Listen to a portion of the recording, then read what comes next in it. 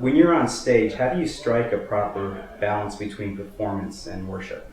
Well, I think you have to be worshipping yourself when you're there. And then I think you have to have a sense of what your purpose is, which is to draw and lead the congregation in worship. Sometimes I think there are occasions when you have to move into a slight performance mode in order to encourage people to be part of the worship, particularly those that don't understand modern worship or haven't any experience of it. But I think the heart comes through in all those circumstances. I think where your heart is, and if you're up leading worship as a worshipper, then the sense of performance just tends to dissipate. So that would be it. But I do have to sometimes, make sure that I and the congregation are connecting. There's no point standing there worshiping away and people being totally detached from what you're doing. That's not your job, as they say.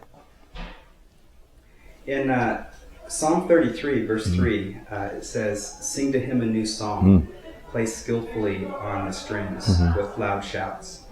How much preparation would you say is necessary for new worship leaders to put forth in perfecting their skill? Yeah, I think everybody has different qualities and abilities and levels of ability and levels of quality, and I think what you have to pursue is the best that you're able to do. I would never require a worship leader that I was trying to train to be to the point of perfection. I'd rather that they were pursuing the best offering that they could give. I like to think that when Cain and Abel were giving their offerings to God, we tend to look at it and say that Cain's offering was not as good as Abel's, but the heart of the exercise, the heart of the passage in me is that Cain's heart was not in the offering that he gave. So that I try to get through to my worship leaders. So it's just, do your best to be your best and to get to your best. But the character is always a thing that I look for in guys, really. How big a part does persistence play in developing your? That's an interesting one, actually. It's an interesting question. I think you have to always be aware that you're limited in your ability. But for me, for example, the band that I play with in Belfast, that band changed about 5 years ago because I'd got to the stage where I'd brought my first band up to my level. And my keyboard player said, "Look, do you know what? You have to really bring in people into your team that are better than you so that they can draw you up to a further level." So I think you're continually pursuing and being persistent and trying to come to a new place and to find a new sense of what God has called you to do. And on occasion that means actually, as you say, being very persistent and pursuing something that you haven't reached yet. So I think it's there. It's important not to give up. Okay. What place did the Psalms take in your songwriting, developing songs? Yeah, I love the Psalms, and I think we call them Psalms where I come from, so the Psalms. We love the Psalms, I love the Psalms, and I think the nature of them helps you to understand some of the stuff that you should be writing and the ideas and the poetry. I think the poetry of the Psalms puts us to shame in a sense because David and Asaph and the other writers had this ability to use very, very, very nice, very creative words and word pictures that we don't use. And because of that, they stand the test of time. And that would be my source of inspiration from the Psalms. And, I can understand why the early, Presbyterians, for example, refused to sing anything except the Psalms and felt that nothing could ever match them in terms of their quality. I don't think that's the case. I think they're an encouragement to us to meet the same criteria in terms of creative language and concepts and expressing things. And if you look at the Psalms, some of them say very radical and very tough things, and we tend to shy away from that. So for me, I get my inspiration from the passion and the heart behind the Psalms. on occasions I'll borrow some phrases from them. I think everybody does, but I think that's it. I think that the way they're written is important for us to learn and to study. Can you speak a little bit about humility in worship leading? I hope so. I think it's. Well, what I always try and say to myself and to the guys that I would train sometimes back in Belfast, I say, look, this is a servant post. To be a worship leader, actually, your job is to decrease so that He might increase. Your job is to enable a congregation to come to a place of worship. So you're a purely servant role. There's no place for selfish ambition in the middle of that. There's no place for, I don't even think there's a place for saying, well, I'm just going to worship, and if the congregation go with me, that's great, and if they don't, that's tough. I've heard people actually say that. I don't think that's the case at all. I think the heart of a worship leader has to be extremely humble, because you're preferring others to yourself.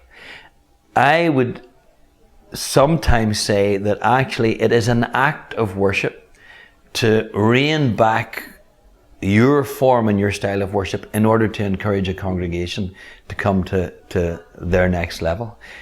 Rather than just going off and saying, well, this is what I do and I've reached this point and the congregation's got to come after me. I think it is a sacrificial act to say, well, I'm going to serve this body to make sure that they find the place of worship. So humility is probably everything. And I think God won't tolerate pride and excessive selfish expression when you're leading worship. I think He just doesn't.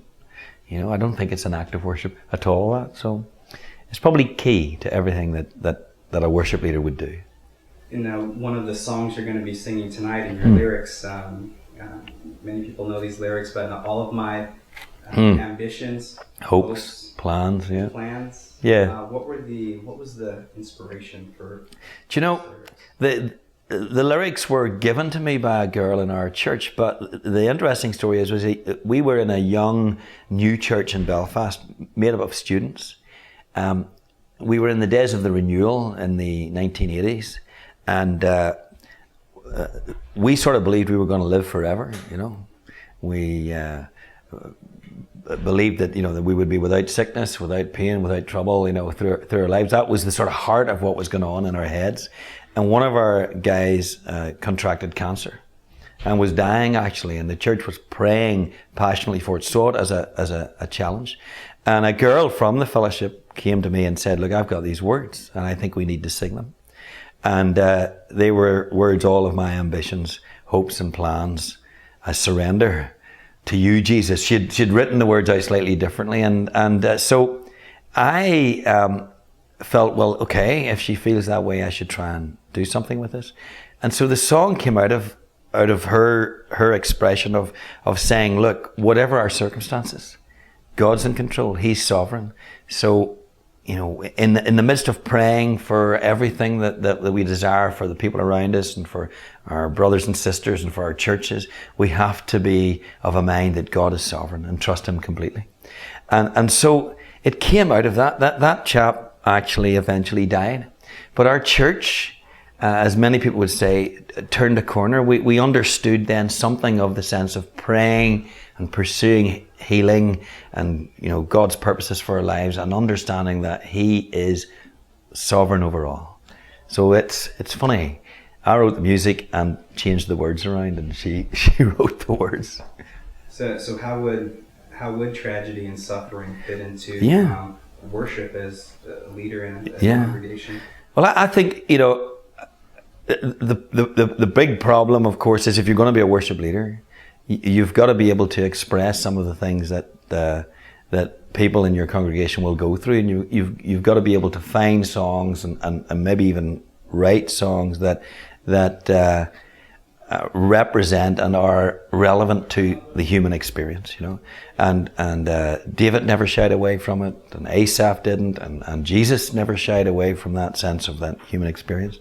And so I think that you can never really appreciate what people might be feeling unless you've been there before. One of the watchwords in worship leading is never lead people where you've never been yourself. And so I think that much as we don't want to say it, I think, to be honest, the worship leader has got to have some experience of life in all its many facets in order to be able to engage a congregation. In Ireland, when I was leading worship early on in the early days, and we were in the midst of the Troubles, which were essentially terrorist activity and death and violence all around, that's where a lot of the strongest songs of mine came out. Just the heartbreak of seeing things happen there. And that generated the songs. And then it engaged people because they felt the same thing. So, it's a walk. Worship leading and worship writing is a walk. It's a journey, and it's part of using that journey to express your worship to God and then engaging your congregation. Lead me, Lord, once more to Calvary,